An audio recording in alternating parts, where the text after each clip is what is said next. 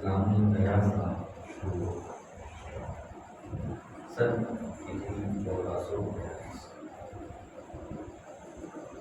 اس حوالے سے اللہ تبارک و تعالیٰ مہینوں کے حوالے سے کہ ہمارے مہینے چاند سے ملے جاتے ہیں۔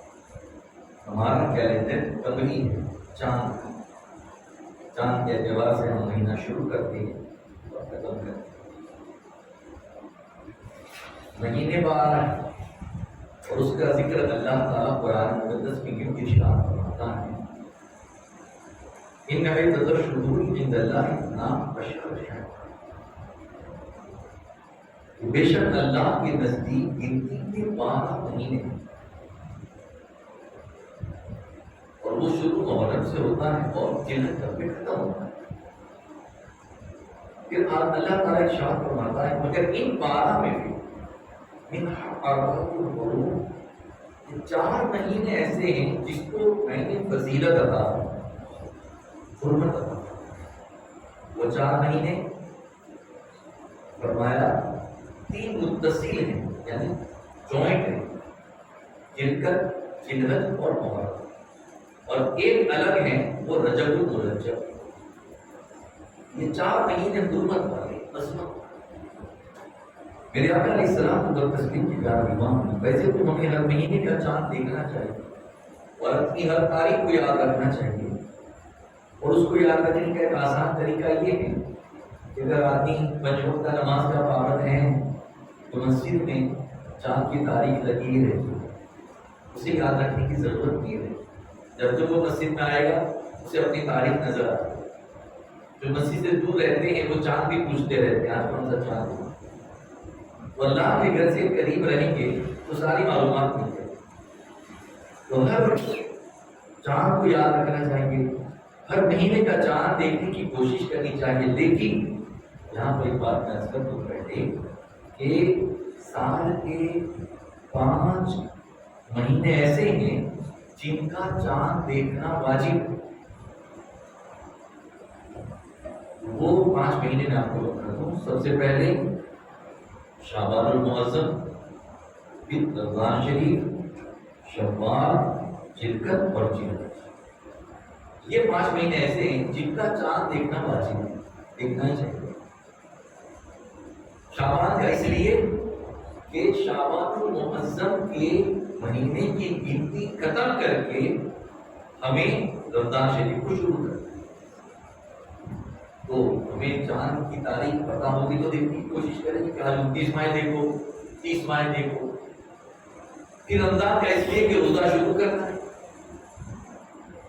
پھر شوال کا اس لیے کہ روزہ مکمل کر کے عید منانا، پھر ذوالقعدہ کا اس لیے ہے کہ وہ تاریخ یاد رہے گی تو اس سے متصل حج کے مہینے کے لیے ہم آگے کی تاریخ متعین کریں گے، اور ذوالحج کا اس لیے کہ پھر حج کا 10 کے ایام ہے، حج ادا کرنی ہے تو یہ 5 مہینے کے چاند دیکھنا تو واجب ہے، اس کو ادا کرنا چاہیے۔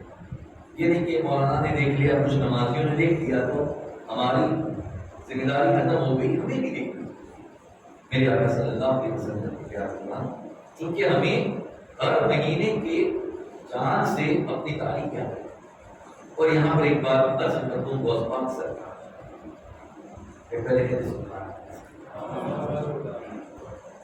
سرکار بغداد رضی اللہ تعالیٰ کی فضیلت کی ایک بات یہ ہے، چاند کی بات اس لیے عرض کر رہا ہوں، غوث پاک سرکار کی بارگاہ میں ایک خوبصورت شخص ہے، اور آخر میں پوچھنے لگا آج نکلوں یا کل، اجازت طلب کرنے لگا۔ غوث پاک سرکار نے وہ اجازت دے دی، پھر لوگوں نے پوچھا تو کہا یہ چاند اجازت لینے آیا تھا کہ آج نکلوں کہ کل، چاند بھی اجازت لے کے نکلتا، یہ اللہ کی فضیلت ہے۔ میرے آقا صلی اللہ علیہ وسلم کی پیار، تو ہمارے سال کا آغاز محرم سے ہوتا ہے، اور یہ بڑا مبارک نہیں، سیدنا عثمان بن عفان رضی اللہ عنہ سے روایت ہے، انیس الوائزین کی روایت میں صاحب انیس الوائزین سے نقل فرمایا ہے، فرماتے ہیں اکرم شہر اللہ المحرم فمن اکرم محرما اکرم اللہ بالجنت والجو من النار. شاہ فرماتے ہیں آقا کریم صلی اللہ علیہ وسلم اس کے راوی عثمان غنی رضی اللہ عنہ ہیں کہ جس نے ماہ محرم اللہ کے مہینے کی بزرگی کی تعظیم کی اللہ تبارک و تعالی اسے جنت میں عزت عطا فرمائے. جنت بھی ملے گی عزت بھی ملے گی. اور فرمایا اللہ تبارک و تعالی اسے دوزخ سے نجات عطا فرمائے.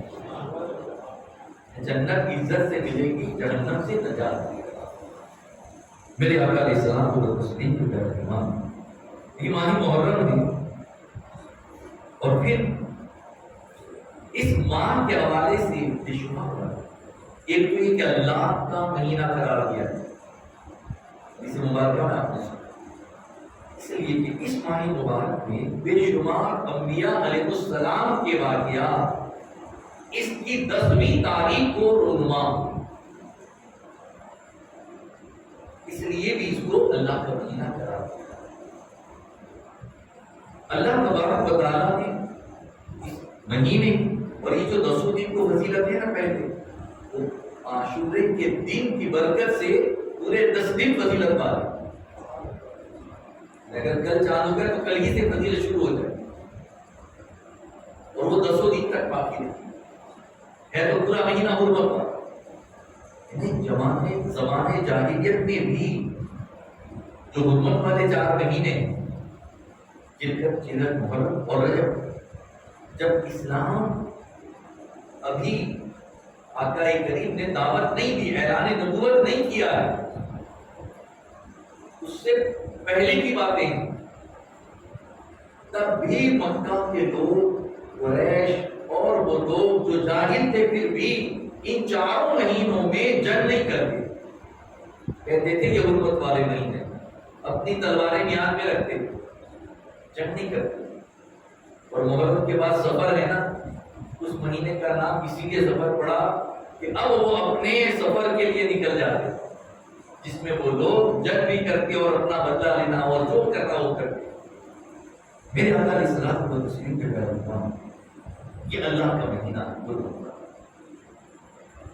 پہلی تاریخ کو جیسے ہی چاند ہوتا ایک دعا بڑی مبارک دعا اور وہ دعا نشرت المجالس میں مضمون ہے اور اتنی پیاری ہے کہ اگر کوئی بندے مومن اس دعا کو کل رات میں پڑھ لے اگر کل چاند ہو کل نہیں تو 30واں چاند ہوگا تو پرسوں پڑھ لے تو اللہ تبارک و تعالیٰ اس بندے کو شیطان اور اس کی ذریت سے اپنے حفاظت میں لے لیتا ہے.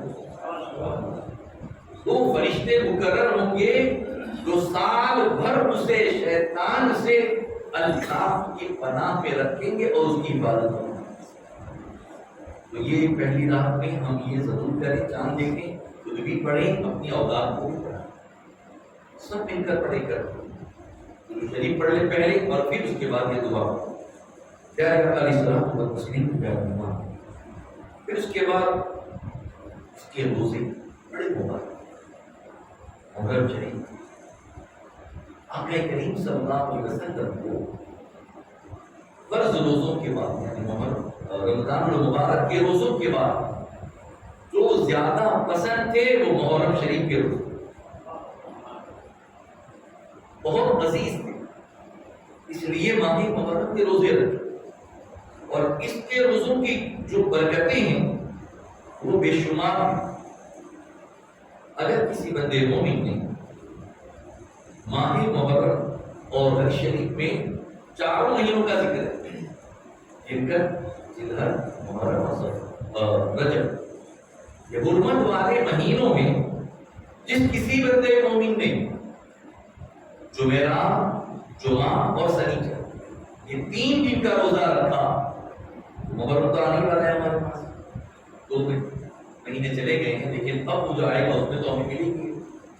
تو جس بندے مومن نے یہ 3 دن کے روزے رکھے جمعرات جمعہ اور سنیچر کا آقا کریم ارشاد فرماتے ہیں جس کے راوی حضرت انس رضی اللہ تعالیٰ فرمایا اللہ اسے 900 برس کی عبادت کا ثواب عطا فرمائے، یعنی ایک روزے کے بدلے 300 برس۔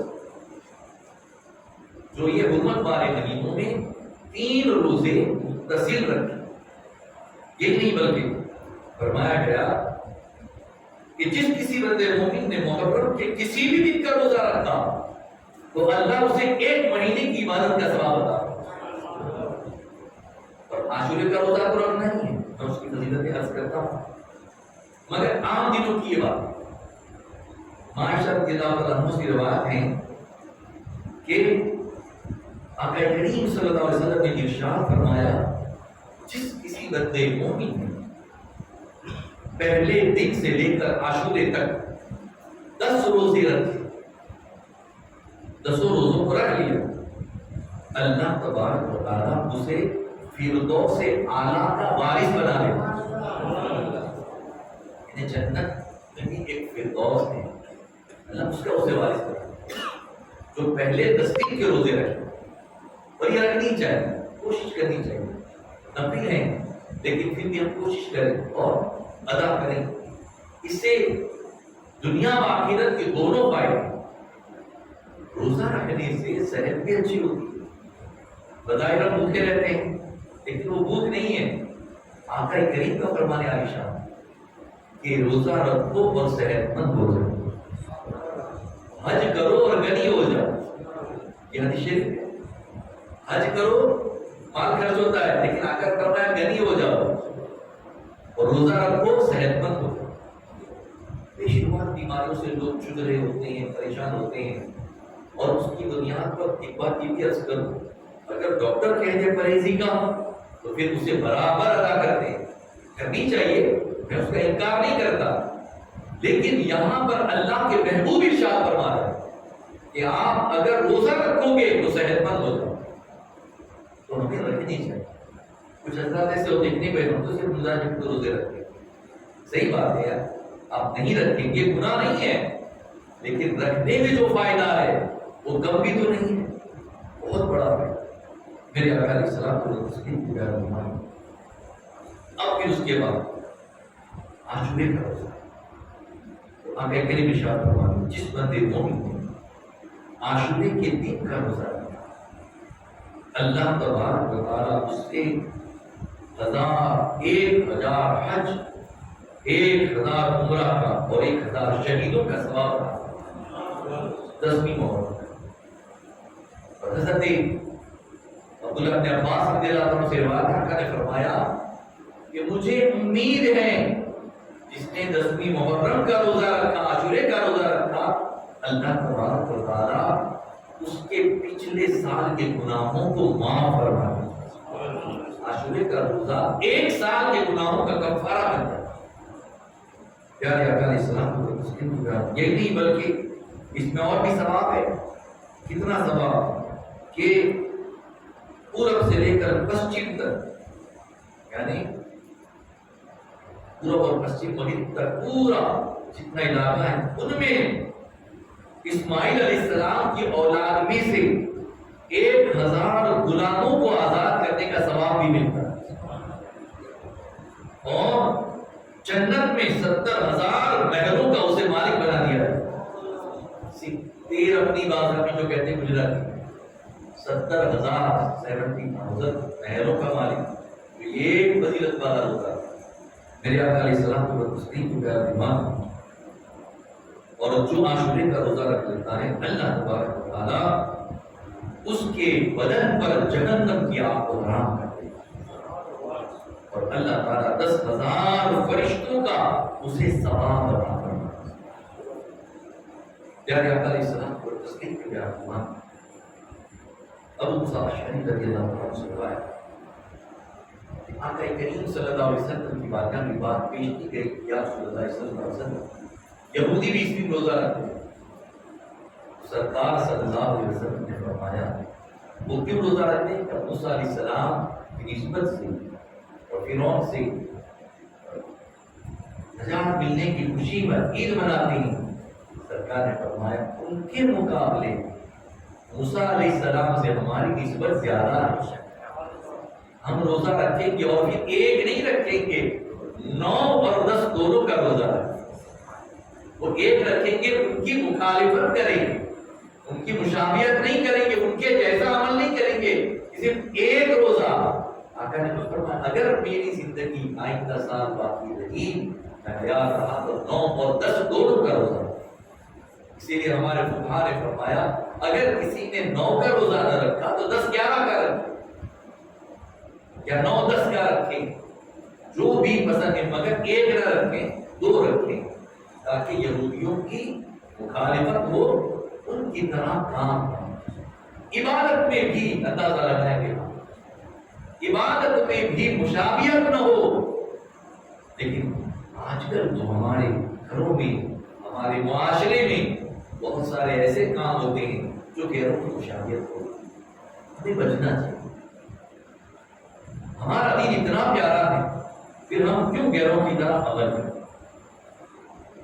گھروں میں برتھڈے منائے جا رہے ہیں، عیسائیوں کا طریقہ ہے، خوشی مناؤ، لیکن ان کی طرز پر کیوں کر رہے ہو؟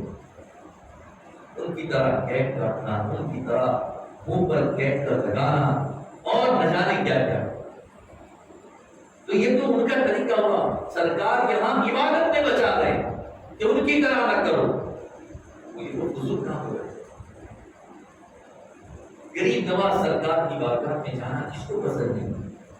ہر عاشق چاہتا ہے کہ بار بار جائے، اور یقیناً جانا چاہیے، وہاں دعائیں قبول ہوتی ہیں۔ سرکار اعلیٰ حضرت نے فرمایا جو دنیا میں مختلف جگہوں پر دعا قبول ہوتی ہے، ان میں ایک غریب نواز سرکار کا استاد ہے دعا۔ لیکن وہاں سے آنے کے بعد کتنے نوجوان یا ماں باپ اپنے بچوں کو ہاتھ میں یہاں پر دھاگا بندھواتے ہیں۔ یہ مسلمانوں کا طریقہ تو نہیں۔ آپ نے دیکھا ہوگا ہاتھ میں یہاں پر دھاگا غیر باندھتے ہیں، مسلمان نہیں۔ تو وہاں جانا ہی چاہیے، لیکن یہ نہیں کہ وہاں سے آنے کے بعد ہم جب کسی کو روکتے تو کہتے ہیں تو غریب نواز کا دھاگا ہے۔ میں کہاں منع کرتا ہوں غریب نواز کی بارگاہ کا نہیں ہے، لیکن باندھا غلط جگہ پر ہے۔ یہ تو غیروں کی مشابہت ہو رہی ہے۔ خوب ٹائٹ باندھتے ہیں اتنا، کچھ لوگ تو کہ اندیشہ ہوتا ہے نہانے میں یا وضو میں وہ ہلتا بھی ہوگا کہ نہیں، پاکیزگی کا بھی مسئلہ ہوتا ہے۔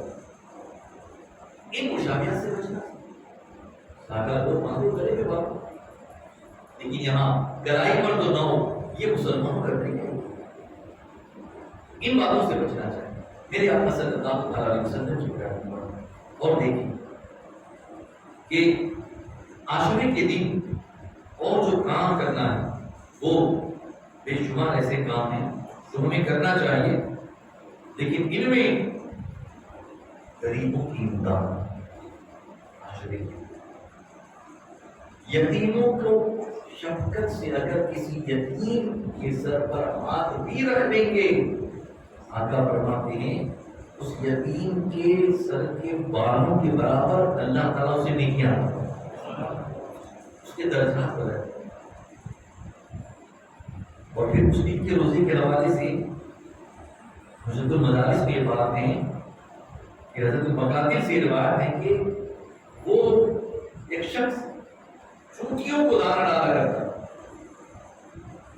لیکن اس نے دیکھا جب عاشورے کا دن آتا تو چونٹیاں دانا نہیں کھاتی تھی، اس دن وہ بھی روزہ رکھتا۔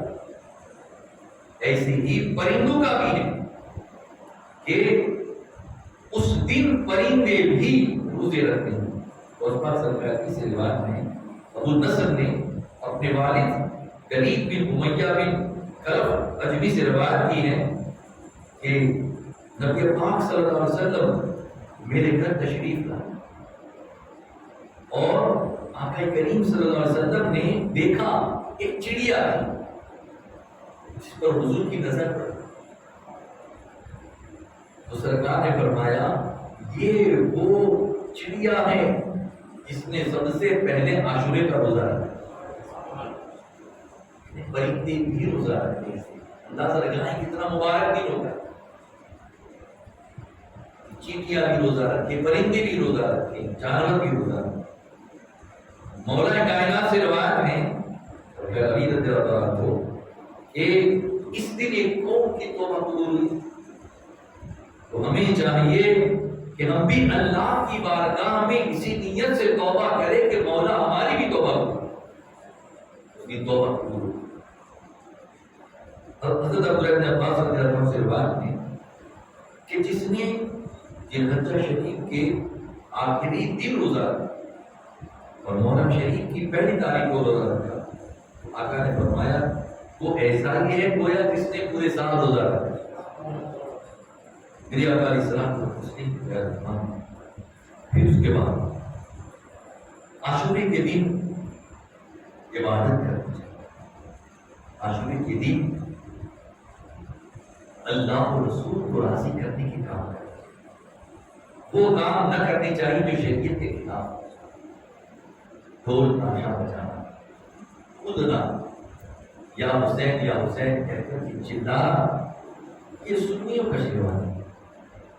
سرکار نظمی جن کا اس مبارک پہلی محرم ہوا ہے، وہ اپنے ایک شعر میں ارشاد فرماتے ہیں، حسین کا نام اور ماتم نہیں ہے اہل سنن کا شہید مرتے نہیں ہے نظمی قرآن اعلان کرتا۔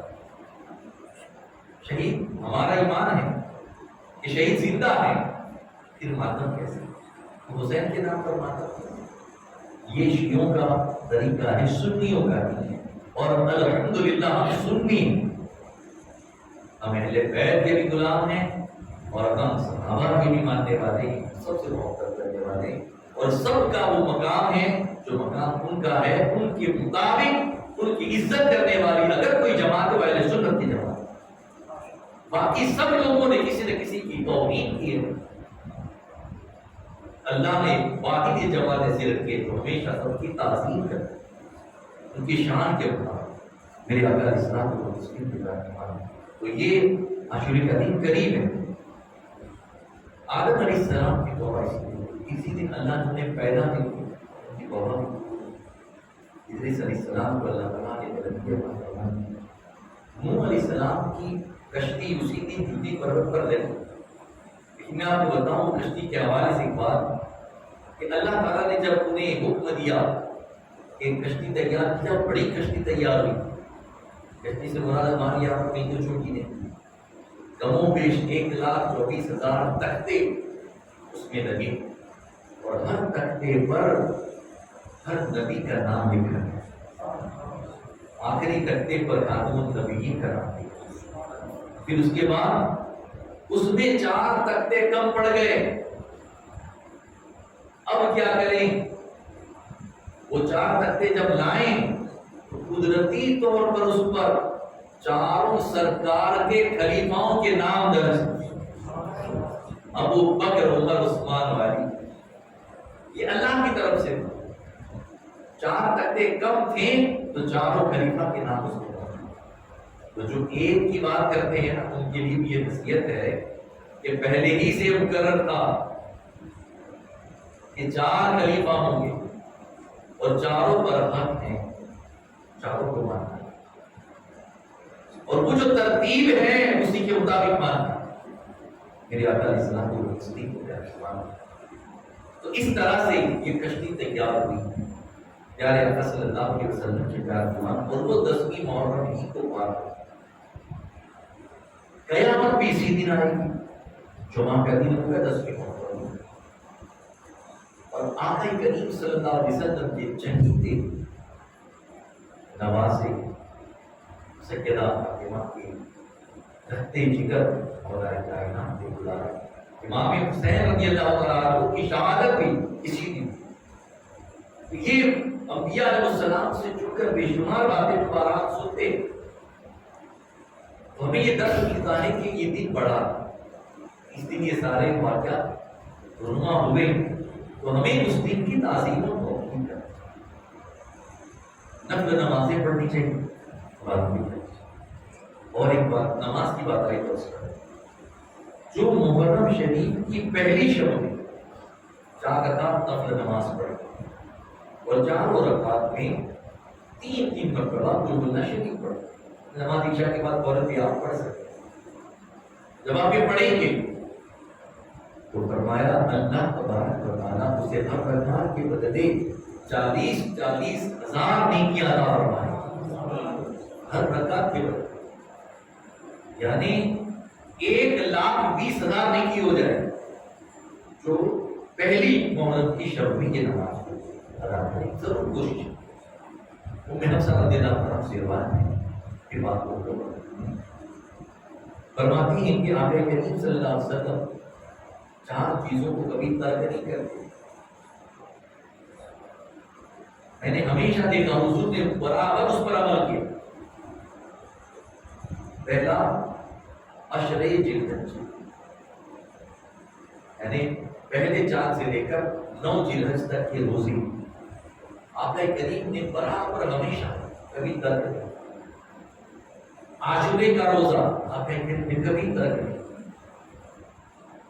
ایام 20 کے روزے، ہر مہینے کی 13، 14، 15 کے روزے حضور نے کبھی ترک نہیں کیے، چاہے سفر میں ہوں چاہے مدینہ شریف میں روزے رکھی لیتے۔ اور چوتھی بات بتائی وہ بڑی پیاری ہے، فرمایا نماز فجر سے پہلے 2 سنت آقا نے کبھی ترک نہیں کی۔ سرکار نے ہمیشہ آقا نے فرمایا کہ فجر کی 2 سنتیں اگر کوئی تمہارے سر پر تلوار لے کر کھڑا، یعنی تمہارے سر پر موت ہے، پھر بھی بندہ اسے ترک نہ کرے پہلے پر، اتنی اہمیت ہے اس کی۔ 2 رکعت فجر کی وہ سنتیں ممکنہ دنیا اور اس میں جو کچھ ہے اس سے بہتر ہے۔ دنیا میں بہت ساری چیزیں ہیں، ہمارا گھر بھی بہتر ہے، ہماری آمدنی بہتر ہے، ہمارا رزق بہتر ہے، ہماری اولاد بہتر ہے، ہمارے لیے نعمتیں بہتر ہیں، گاڑی ہے، بنگلہ ہے، سب ہے، اور پھر پوری کائنات میں پوری دنیا میں کیا کیا بہتر ہے، لیکن آخر پر ان سب سے بہتر ہے فجر کی 2 سنتیں۔ اس نے پڑھ لی، اس کے لیے سب بہتر ہوتا ہے۔ وہ سنتیں ضرور پڑھیں۔ اسی لیے تو جب ہم نماز میں آتے ہیں، جماعت کھڑی ہے، مسئلہ ہے کہ اگر ہمیں معلوم ہے کہ جماعت ختم ہونے سے پہلے میں پڑھ لوں گا تو پہلے اسی کو پڑھے پھر جماعت میں شامل ہو۔ اگر امام قاعدہ آخر میں آ گئے تو پھر ہماری 2 رکعت سے پہلے جماعت ختم ہوگی تو پہلے جماعت میں شامل ہو جائے، اور پھر وہ 2 رکعت کو کب پڑھیں گے؟ سورج نکلنے کی 20 منٹ کے بعد، فوراً نہیں پڑھیں گے فجر میں۔ اس کا خیال رکھیں کہ اس کو سورج نکلنے کی 20 منٹ کے بعد ادا ہے۔ میرے آقا صلی اللہ علیہ وسلم کو یاد رکھتا ہوں۔ اس طرح سے ہم اپنے سال کا لوگوں کو سیلیبریٹ کرتے ہیں، مبارکباد دیتے ہیں، تو وہیں پر ہم یہ ساری اچھی باتیں بھی شیئر کریں، روزے کے حوالے سے، عاشورے کے حوالے سے، اور غلط کاموں سے روکنے کے حوالے سے اپنے بھائیوں کو کرنے کی کوشش کریں۔ اللہ تعالیٰ مجھے آپ کو سب کو استغفر اللہ ربی من کل ذنب و اتوب الیہ۔